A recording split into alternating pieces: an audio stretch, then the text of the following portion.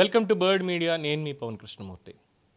విగ్రహాలు సమాజ గౌరవానికి ప్రతీకలు, మన చరిత్రను నిలబెట్టే చిహ్నాలు.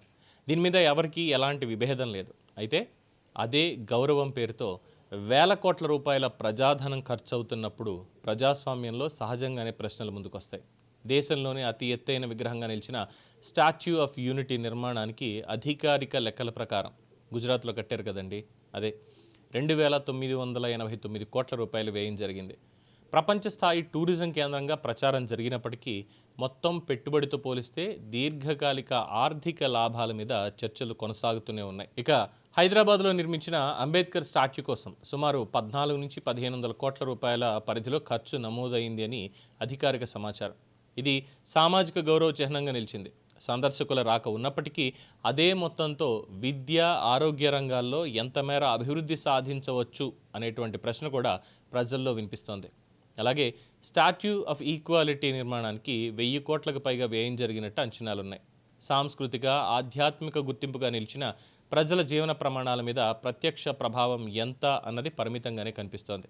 ఇక ఆంధ్రప్రదేశ్లో విజయవాడలో ఏర్పాటు చేసిన doctor B R Ambedkar statue of social justice కూడా భారీ వ్యయంతో దాదాపు 400 కోట్లకు పైగా ఖర్చు జరిగినట్టుగా ప్రభుత్వ వర్గాలు వెల్లడిస్తున్నాయి.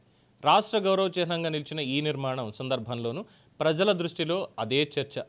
ప్రతీకాత్మక నిర్మాణాల కంటే ప్రజల మౌలిక అవసరాలకి ప్రాధాన్యత ఎంత?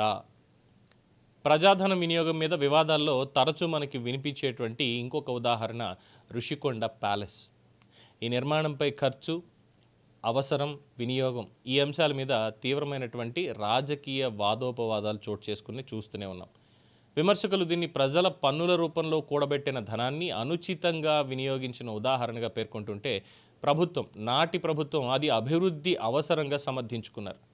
ఈ వివాదం ప్రజల డబ్బు వినియోగంలో పారదర్శకత మీద పెద్ద చర్చకే దారితీసింది. 3,000 కోట్లు అంటే వందలాది ప్రభుత్వ ఆసుపత్రులు నిర్మించగలిగే స్థాయి, 1,500 కోట్లంటే వేలాది పాఠశాలలకు ఆధునిక సదుపాయాలు కల్పించగలిగే పెట్టుబడి.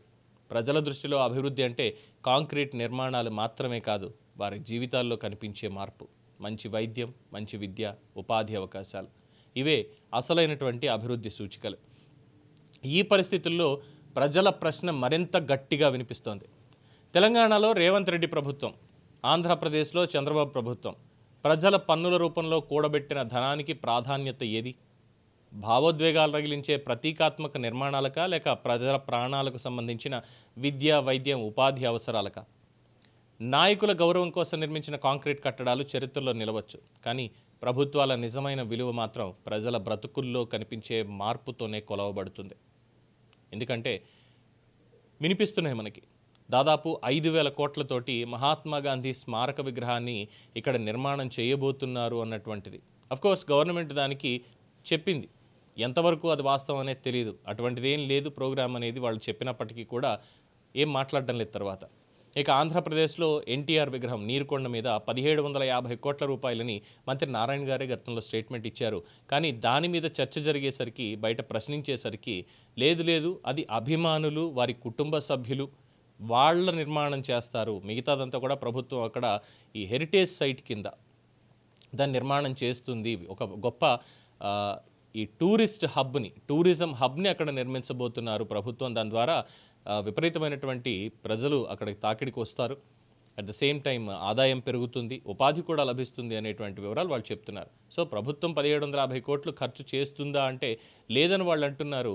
కానీ చర్చల్లో మాత్రం ఖచ్చితంగా నీరుకొండ మీద ప్రభుత్వమే కడుతుంది, లేదంటే హైదరాబాద్లో గాంధీ విగ్రహం మూసీ నది ఒడ్డున కేతన్పల్లి దగ్గర 5,000 ఎకరాల్లో ఓవరాల్గా దాదాపు 5,000 కోట్లు, 5,000 ఎకరాలు కాదు 5,000 కోట్లతోటి రేవంత్ రెడ్డి ప్రభుత్వం కడుతుంది అనేటువంటి ఆరోపణలు బలంగా వినిపిస్తున్నాయి. ఈ నేపథ్యంలోనే విగ్రహాలు ఎత్తుగా నిలబెట్టడం చాలా సులభమే, కానీ ప్రజల జీవన ప్రమాణాలు అంత ఎత్తుకు తీసుకువెళ్ళడం కష్టమా? ప్రజల డబ్బు ప్రజల జీవితాల్లో ఫలితంగా కనిపించకపోతే అది గర్వపడాల్సినటువంటి విషయమా? కాదు, అసంతృప్తి పెరిగేది. అప్పుడు అది చర్చ కాదు, ప్రజాస్వామ్యంలో తప్పించుకోలేని లెక్కలడిగే స్వరం అవుతుంది. సో రేవంత్ రెడ్డి ప్రభుత్వం అయినా, చంద్రబాబు నాయుడు గారి ప్రభుత్వం అయినా, నరేంద్ర మోడీ గారి ప్రభుత్వం అయినా అత్యంత ఎత్తైనటువంటి విగ్రహాలు మేము కట్టేశాము అనే బదులు ఎవ్వరికీ కూడా వైద్యం దగ్గర కానీ, విద్య దగ్గర కానీ ఎటువంటి ఇబ్బంది లేదు, అన్ని మౌలిక సదుపాయాలు, అన్ని మౌలిక సదుపాయాలు అందరికీ కూడా అందుతున్నాయి అని చెప్పిన తర్వాత, అందరి స్థితిగతులు మార్చిన తర్వాత అప్పుడు హ్యాపీగా విగ్రహాలు కట్టండి, తప్పేమీ లేదు. టూరిస్ట్ స్పాట్స్ చేయండి, తప్పే లేదు. ఇప్పటికే ఉన్నటువంటి విగ్రహాలు లెక్కకు మించి ఉన్నాయి చాలా వరకు. ఇప్పుడు కొత్తగా విగ్రహాల మీద వేల కోట్లు తగలబెట్టడం అంటే అది మరి వారి విజ్ఞతగా వదిలేయాలి. దీనికోసం కాదు ఓట్లేసి పదవులు ఇచ్చింది డెఫినెట్గా ప్రజలు. పన్నులు కట్టేది దీని గురించి కానే కాదు. ప్రజాభిప్రాయం మాత్రం మేము తీసుకోం, మా పని మాత్రం మేము చేసేస్తాం, ఎందుకంటే అది మా పార్టీ సిద్ధాంతం అనుకుంటే మాత్రం రేపన్న రోజు పార్టీలు ఉండవు, పదవులు ఉండవు. ప్రజల తీర్పు అలా ఉండబోతుంది. దీని మీద మీ అభిప్రాయాన్ని తెలియచేయండి. చూస్తూనే ఉండండి ది బర్డ్ మీడియా.